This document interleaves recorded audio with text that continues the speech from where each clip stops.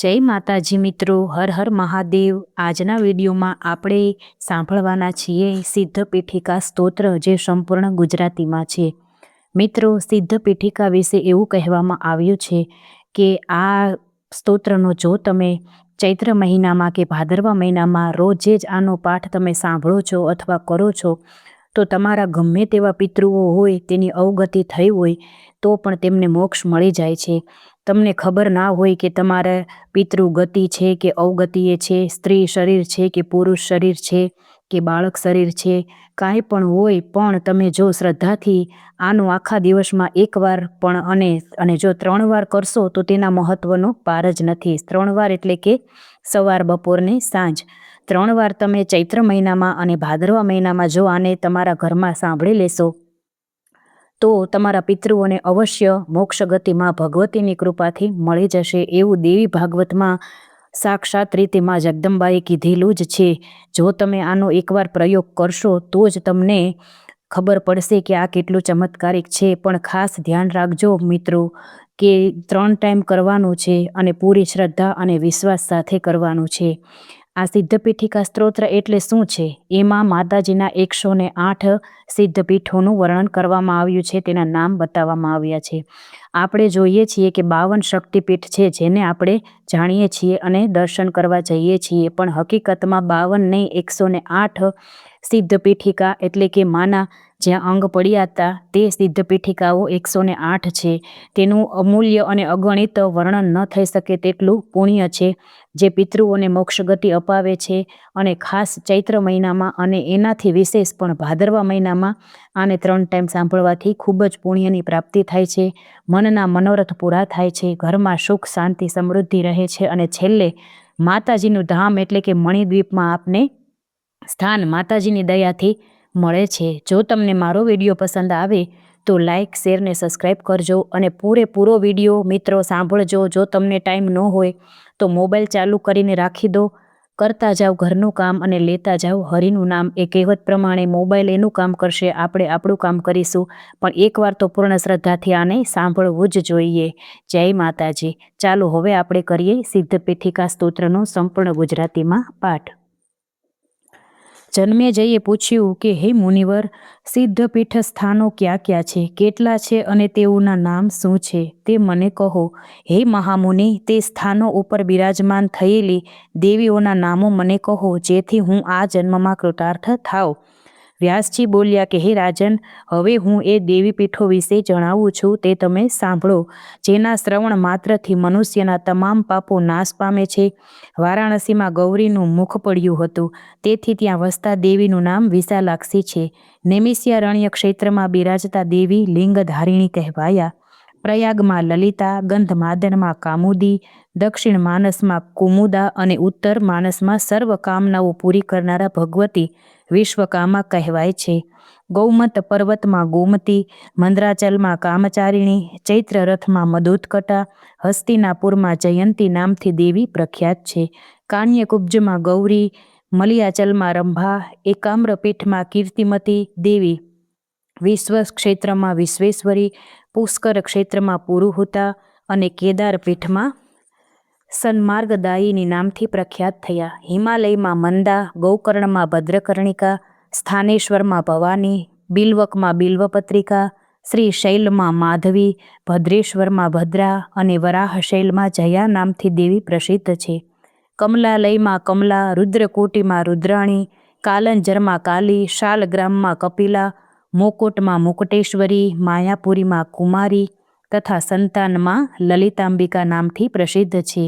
ગયામાં મંગલા, પુરુષોત્તમ પીઠમાં વિમલા, સહસ્ત્રક્ષમાં ઉપલાક્ષી, હિરણ્યાક્ષમાં મહોત્પલા, વિપાશામાં અમોધાક્ષી, પુંડવર્ધનમાં પાંડલા, સુપાર્શ્વમાં નારાયણી, ચિત્રકૂટમાં રુદ્રસુંદરી, વિપુલમાં વિપુલાદેવી તથા મલિયાચલમાં કલ્યાણ નામથી દેવીઓ પ્રસિદ્ધ છે। સહ્યાદ્રીમાં એકવીરા, હરિશ્ચંદ્રમાં ચંદ્રિકા, રામતીર્થમાં રમણા, યમુનામાં મૃગાવતી, કોટતીર્થમાં કોટવી, માધવવનમાં સુગંધા, ગોદાવરમાં ત્રિસંધ્યા, ગંગાદ્વારમાં રતિપ્રિયા, શિવકુંડમાં શુભાનંદા તથા દેવિકા તટમાં નંદિની નામથી દેવીઓ જાણીતા છે।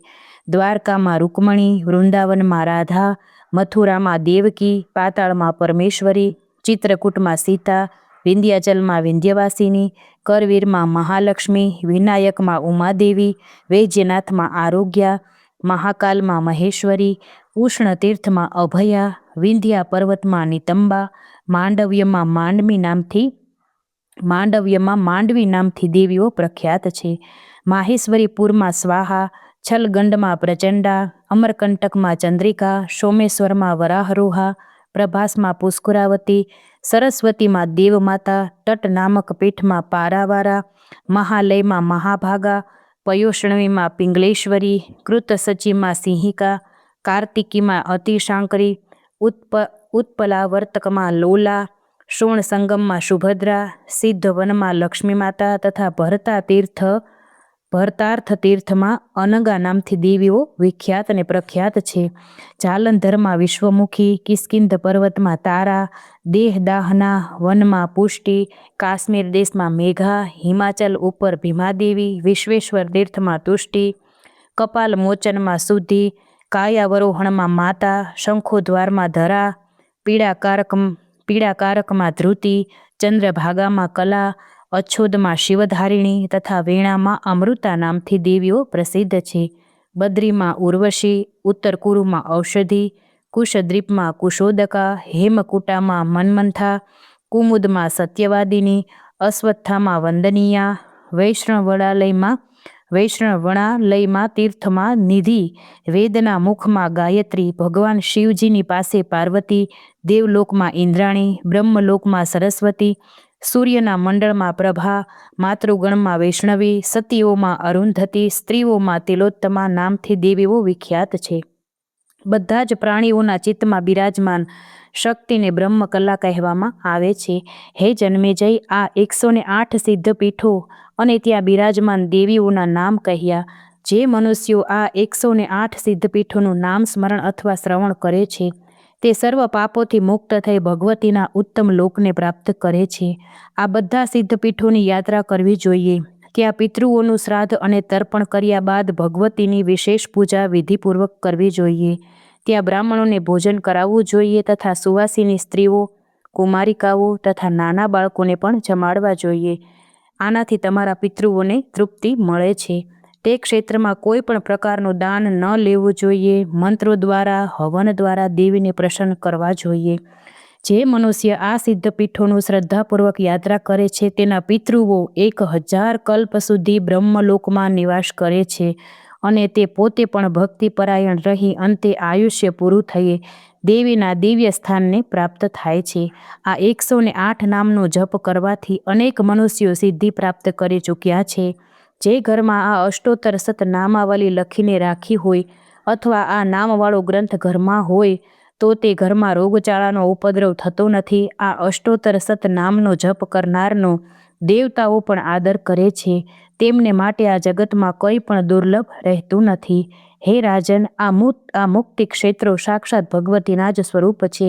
માટે વિવેકી મનુષ્યોએ આ સિદ્ધ પીઠોનો આશ્રય જરૂર કરવો જોઈએ. હે રાજન, તમે ભગવતી પરમેશ્વરીના વિષયમાં જે કાંઈ પૂછ્યું હતું તે સર્વ રહસ્ય મેં તમને જણાવ્યું. હવે તમે શું સાંભળવાની ઈચ્છા રાખો છો? પુષ્ટમ યત ત્વત્યા રાજનયુક્તમ સર્વ મહેશિતુઃ રહસ્યાતિ રહસ્યમ ચકી ભૂયઃ શ્રોતુમિચ્છસી.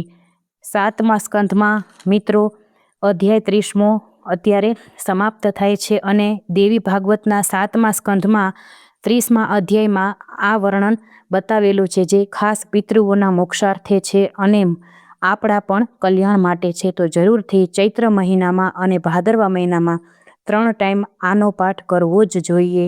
મિત્રો, તમે જાણો જ છો કે પિતૃઓ અવગતિએ હોય તો કેટલી પરેશાનીઓ આપણે ભોગવવી પડે છે. એટલા માટે તેમને પણ શાંતિ થાય અને આપણને પણ પિતૃદેવતાના આશીર્વાદ મળે. જય માતાજી મિત્રો.